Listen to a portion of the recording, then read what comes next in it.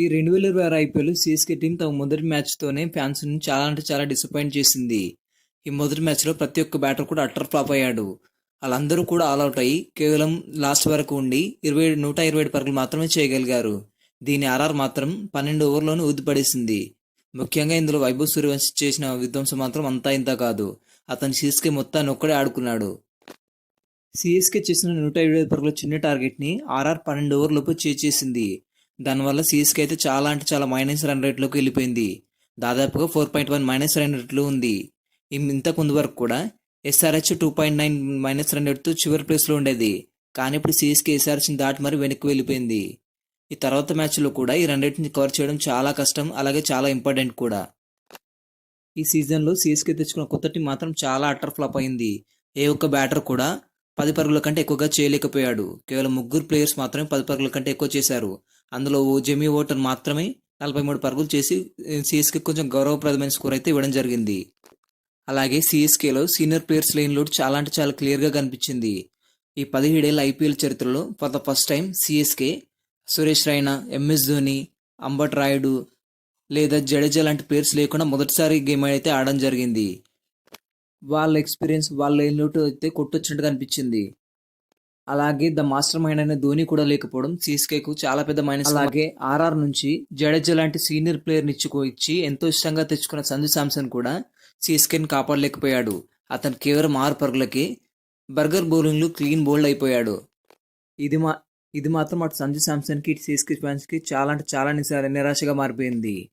అదే సీఎస్కే నుంచి వెళ్ళిన జడేజా మాత్రం ఆర్ఆర్కు అద్భుతంగా రాణించాడు. 2 కీలకమైన వికెట్లు తీసి సీఎస్కే పతనాన్ని శాసించాడు. ఇలా సీఎస్కే ఆర్ఆర్ చేతిలో ఇంత దారుణంగా ఓడిపోవడం ఇది రెండోసారి. గతంలో 2008లో కూడా సీఎస్కే ఒకసారి ఆర్ఆర్తో 109 పరుగులకి ఆల్అవుట్ అయ్యి చాలా దారుణంగా ఓడిపోయింది. మళ్ళీ ఇప్పుడు చాలా ఏళ్ల తర్వాత రెండోసారి 127 పరుగుల అత్యల్ప స్కోర్కి సీఎస్కే ఆర్ఆర్ చేతిలో దారుణంగా ఓడిపోయింది. ఈ మ్యాచ్లో మాత్రం టాస్ చాలా అంటే చాలా ఇంపార్టెంట్గా మారింది. ఎందుకంటే ఇరు జట్లలో ఏ టీం కెప్టెన్ టాస్ గెలిచినా కూడా బౌలింగే తీసుకునేవాడంట. ఎందుకంటే ఈ పిచ్లో చాలా మాయిశ్చర్ అయితే ఉంది. ఈ మ్యాచ్ ముందు వరకు కూడా ఇందులో చాలా వర్షం పడింది. దాంతో పిచ్ని కవర్ చేయడానికి పిచ్పై కవర్స్ ఉంచడం వల్ల మాయిశ్చర్ అయితే రావడం జరిగింది. కాబట్టి మాయిశ్చర్ వల్ల బ్యాటింగ్ చేయడం కన్నా బౌలింగ్ చేయడం చాలా అంటే చాలా ఈజీ. అందుకే టాస్ గెలిచిన ఆర్ఆర్ కెప్టెన్ రియాన్ పరాగ్ కూడా బౌలింగ్ని తీసి మాయిశ్చర్ కారణంగా ఆర్ఆర్ బౌలర్లు ప్రతి ఒక్కరు కూడా ఈ పిచ్పై వాళ్ళ బౌలింగ్తో పండగ చేసుకున్నారు. ఇందులో 3 బౌలర్స్ 2 వికెట్లు తీస్తే మిగతా 2 బౌలర్లు 1 వికెట్ తీసుకున్నారు. టోటల్గా ఇందులో ప్రతి ఒక్క బౌలర్ కూడా వికెట్ అయితే తీసుకోవడం. సీఎస్కే ప్లేయర్స్లో ఎవరు కూడా పిచ్ని సరిగా అంచనా వేయలేకపోయారు. అందుకే వచ్చిన ప్రతి ఒక్కరు కూడా తొందరగా అవుట్ అవడం అయితే జరిగింది. ఇందులో శాంసన్ కూడా 6 పరుగులకి అవుట్ అవ్వడం, అలాగే కెప్టెన్ గైక్వాడ్ కూడా 6 పరుగులకి అవుట్ అవ్వడం, అలాగే యంగ్ సెన్సేషన్ అయిన ఆయుష్ మాత్రం 0 పరుగులకి, మాథ్యూ సట్స్ 2 పరుగులకి, సర్ఫరాజ్ ఖాన్ 17 పరుగులకి, అలాగే ఎంతో డబ్బు పెట్టి కొనుక్కున్న డొమెస్టిక్ ప్లేయర్ అయిన కార్తిక్ శర్మ 18 పరుగులకి, శివం దుబే 6 పరుగులకి, జెమియో ఓటా 43 పరుగులు, నూర్ అహ్మద్ 1 పరుగు, హెన్రీ 5 పరుగులు మాత్రమే చేయడం జరిగింది. ముఖ్యంగా ఇందులో సీఎస్కేకి చాలా ఇంపార్టెంట్ ప్లేయర్స్ అయిన సంజు శాంసన్, గైక్వాడ్లు క్లీన్ బౌల్ అవ్వడం విశేషం. ఇందులో ఒకరిని జోఫ్రా ఆర్చర్ అవుట్ చేస్తే సంజు శాంసన్ మాత్రం బర్గర్ అవుట్ చేశాడు. అలాగే ఈ మ్యాచ్లో అందరూ చూడాలనుకున్న మరో ప్రత్యేకమైన విషయం ఏంటంటే సీఎస్కేపై జడేజా ఆడుతూ వాస్తవానికి ఇందులో జడేజా తన బౌలింగ్తో చాలా అంటే చాలా దెబ్బ కొట్టాడు. అతను సీఎస్కేకి 2 ఇంపార్టెంట్ ప్లేయర్స్ అయిన సర్ఫరాజ్ ఖాన్ అలాగే శివం దుబేల్ని అవుట్ చేసి తన కిల్లింగ్ ఎక్స్ప్రెషన్ అయితే ఇవ్వడం జరిగింది. అతని ఎక్స్ప్రెషన్ చూడడానికి ఎలా ఉందంటే సీఎస్కేలో ఎప్పటి నుంచో నన్ను తీసేస్తారా, చూస్తాం ఈ సంగతి అన్నట్టుగానే ఉంది.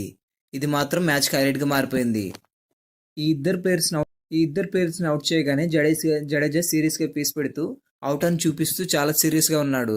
ఇది చూసిన తర్వాత ప్రతి ఒక్కరికి ఒకటే అనిపించింది, అరే సీఎస్కే మాత్రం జడేజాని అనవసరంగా వదిలేసింది, అతను ఉంటే జట్టుకు చాలా బలంగా ఉండేదని చెప్పేసి ప్రతి ఒక్కరు అనుకునేలా చేశాడు.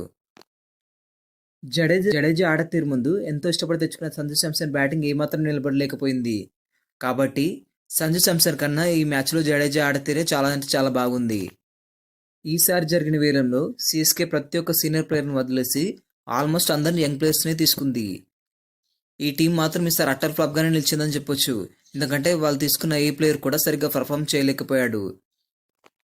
సీఎస్కే బ్యాటర్లో చివరిగా జెమీ అవుట్ ఒక్కడు నిలబడడం వల్లే సీఎస్కేకి 127 పరుగులు మాత్రమైనా లభించాయి. లేదంటే సిఎస్కే పరిస్థితి మరీ దారుణంగా ఉండేది. ఆ తర్వాత బ్యాటింగ్ దిగిన ఆర్ఆర్ ఈ 107 పరుగుల లక్ష్యాన్ని 12 ఓవర్లోనే ఛేదించి పడేసింది. ముఖ్యంగా అందులో చిచ్చర్ పిడిగిన వైభవ్ సూర్యవంశ్ మాత్రం అద్దరగొట్టేశాడు. అతను ఆడిన వైభవ్ సూర్యవంశ్ మొదటి బాల్కి అవుట్ అయ్యేవాడు.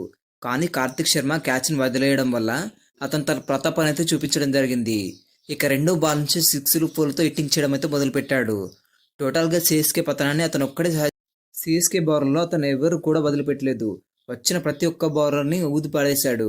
టోటల్గా అతను 17 బంతుల్లోనే హాఫ్ సెంచరీ చేసి ఐపీఎల్ చరిత్రలో రెండో ఫాస్టెస్ట్ హాఫ్ సెంచరీ చేసిన ప్లేయర్గా నిలిచాడు.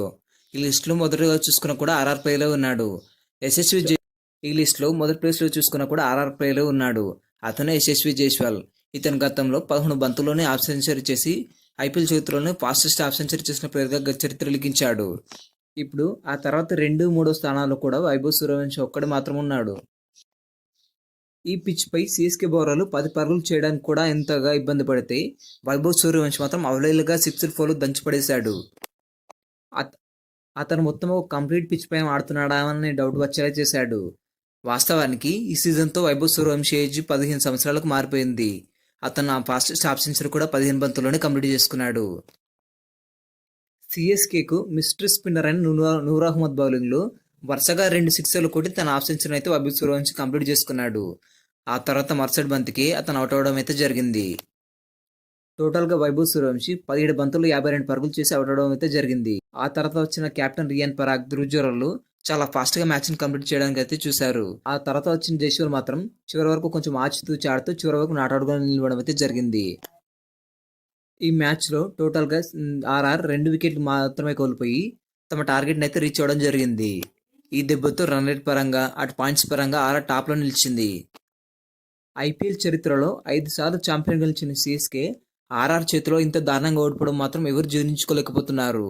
పైగా ఈ టీంలో ధోని తప్ప మిగతా సీనియర్ ప్లేయర్స్ ఎవరూ లేరు.